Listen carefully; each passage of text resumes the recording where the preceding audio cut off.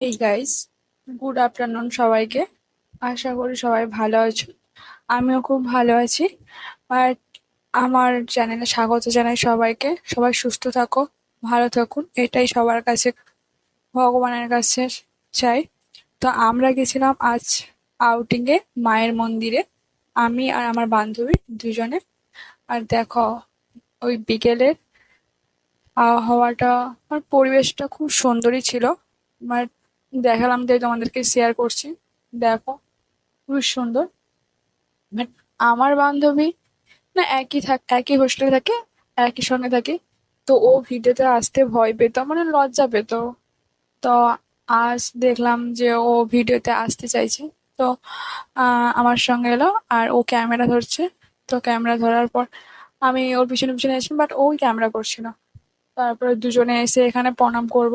তো ও বলছে, তুই ক্যামেরাটা ধর, আমি প্রণাম করি, বাট আমাকে ধরতে দে আর তুই প্রণাম কর।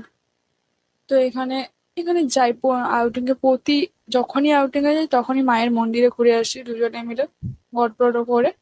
বাট ভিডিও সেরম দেওয়া হয়নি, কারণ আমার এক্সাম, তাই জন্য দিতে পারিনি। তাই জন্য ও এখানে ফটো তুলে নিল। তো দুজনে ফটো তুলে তারপরে মন্দিরের চারপাশটা দুজনে মিলে ঘুরছিলাম, দেখছিলাম। তো ওর ওর অবস্থা দেখো, দুহাত তুলে কি সব যে বলে যাচ্ছিল। আর আমাকে বলছিল, হ্যাঁ হ্যাঁ তুই প্রণাম করে নে, ঠাকুরের কাছে চেয়ে নে, এরম ভাবেই বলছিল।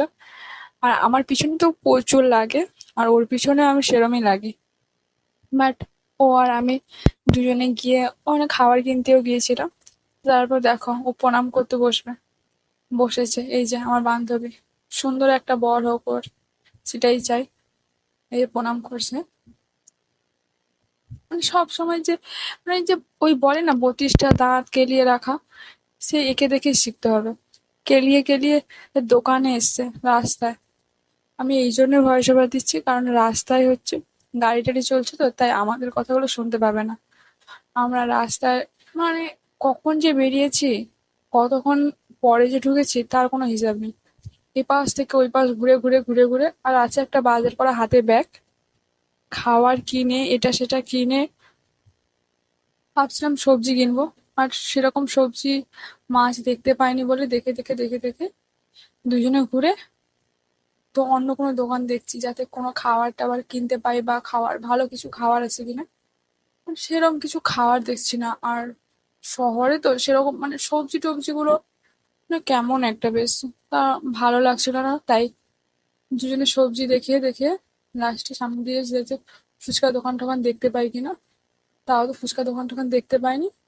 আর এখানে কাকু বললো যে ঘুগনি, মাটন টাটন আছে। তো আমি জিজ্ঞাসা করলাম যে, কাকু কি এনেছো দেখাও। তো কাকু দেখাচ্ছিল যে এই আছে। তো দাঁড়িয়েছিলাম কিছুক্ষণ, তারপর কাকুরা বললো, আমি তো সবে এসেছি, তো আমার অনেক দেরি হবে, তো তোমরা কি ওয়েট করতে পারবে? তো আমি কাকুকে বললাম যে, কাকু দেখো, আমরা তো হোস্টেলে থাকি, বাট আমাদের সেরকম সুযোগ হবে না, কিন্তু তুমি তাড়াতাড়ি দিতে পারবে? বলছে, না একটু দেরি হবে। আমি বলছি, কি আছে দেখি। তো দেখলাম দুজনে খুলে খুলে যে তুমি বুঝতে পারবে না, বাট যদি চামচ বা হাতা দিয়ে যদি নাড়া হয় তাহলে তুমি বুঝতে পারবে যে কোথায় কি আছে। তো আমি বললাম, ঠিক আছে, তুমি তাহলে দিও একটু। যে ঠিক আছে। তো দুজনে দেখে দেখে আর নিলাম। তো ও তারপরে বললো যে ফুচকা আবার আইসক্রিম খাবো। তো কি করছে ওখান থেকে